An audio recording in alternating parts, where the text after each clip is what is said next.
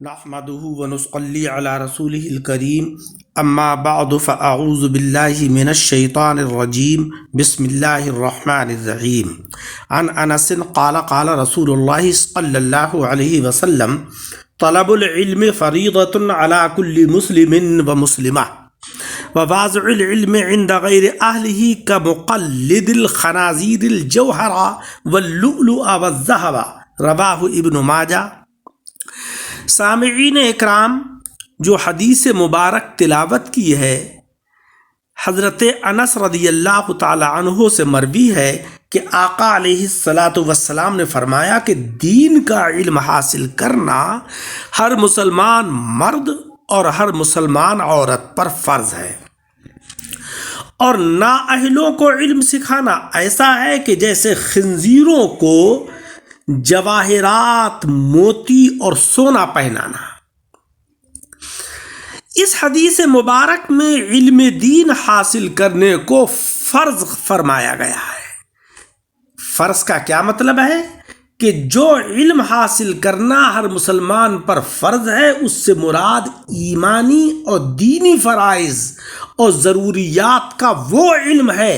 کہ جس سے خالی رہ کر کوئی بھی مسلمان اپنے ایمان، اپنے دین اور اپنی آخرت کو نہیں پا سکتا۔ مثلا ایک شخص نیا مسلمان ہوتا ہے، اب اس کے لیے ضروری ہے کہ سب سے پہلے یہ جانے کہ اس کا خالق کون ہے، کس نے اس کو پیدا کیا ہے، اس کا رب اور معبود کون ہے، اس کے رب کی صفات کیا ہیں، اس کے رسول اور نبی کون ہیں، اور وہ دوسری چیزیں کیا کیا ہیں کہ جن کو جانے اور مانے بغیر کسی کا ایمان درست نہیں ہوتا ہے۔ اگر کوئی شخص ان باتوں کو نہیں جانتا اور ان باتوں کا علم نہیں رکھتا ہے اور پھر اپنے کو مؤمن اور مسلمان کہتا ہے، تو چاہے دنیا والوں کی نظر میں وہ مؤمن اور مسلمان کہلائے، لیکن حقیقت میں اس کو مؤمن اور مسلمان کیسے کہیں گے؟ کیونکہ وہ تو جانتا ہی نہیں کہ رب کون ہے، اس کو معلوم ہی نہیں کہ اللہ کے رسول کون ہیں، اس کو دینی علوم کا پتہ ہی نہیں کہ جو اس کے لیے ضروری ہے، جبکہ اس کو ان باتوں کا علم ہونا چاہیے جو کسی شخص کے ایمان اور اسلام کی اساس اور بنیاد بنتی ہیں۔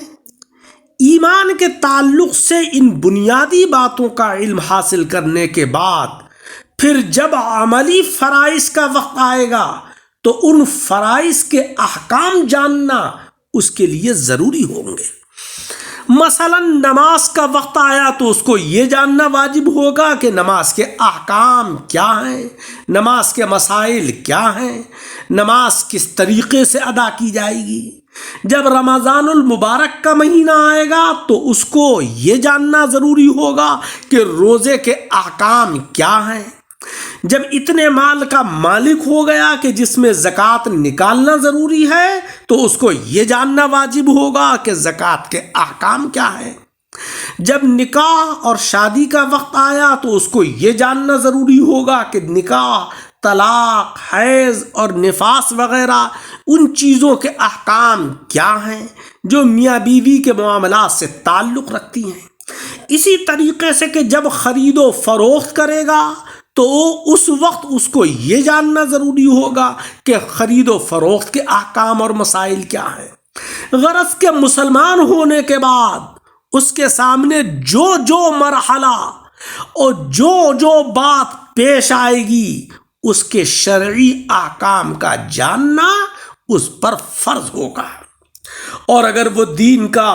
اتنا علم بھی حاصل نہیں کرے گا تو سخت گناہگار ہوگا۔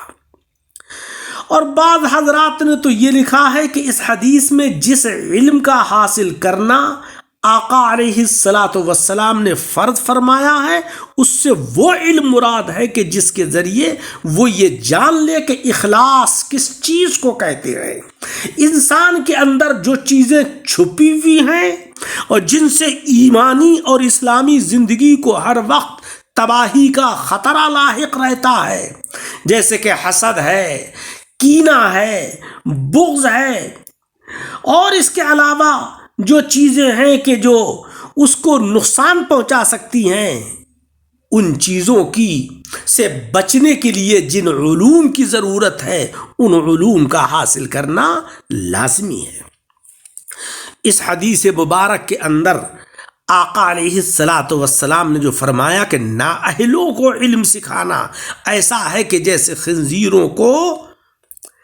سونے اور جواہرات اور چاندی کے ہار پہنانا۔ اس کا مطلب یہ ہے کہ جس شخص میں جس درجے کی استعداد اور صلاحیت اور لیاقت اور جس درجے کا فہم پایا جائے اس کو اسی کے مطابق علم سکھانا چاہیے۔ یہ نہیں کہ جو لوگ معمولی باتوں کو بھی سمجھنے کی صلاحیت نہیں رکھتے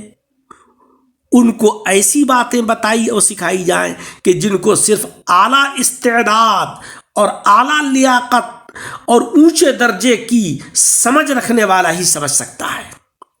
اور ٹھیک سے اس پر عمل کر سکتا ہے۔ مثلا اگر ناقص الفہم لوگوں اور عام آدمیوں کے سامنے تصوف وغیرہ کو رموز و نکات بیان کیے جائیں تو وہ کیا سمجھیں گے اور کیا وہ اس کے اوپر عمل کریں گے؟ اور اگر سمجھے بغیر عمل کریں گے تو پھر گمراہی کے علاوہ اور کچھ نہیں پائیں گے۔ اور اسی لیے کہا جاتا ہے کہ بے موقع اور بے محل تعلیم دینا اور نااہل کو علم سکھانا علم پر ظلم کرنا ہے۔ اس حدیث مبارک کا یہ مطلب ہوا اور اس میں یہ درس دیا گیا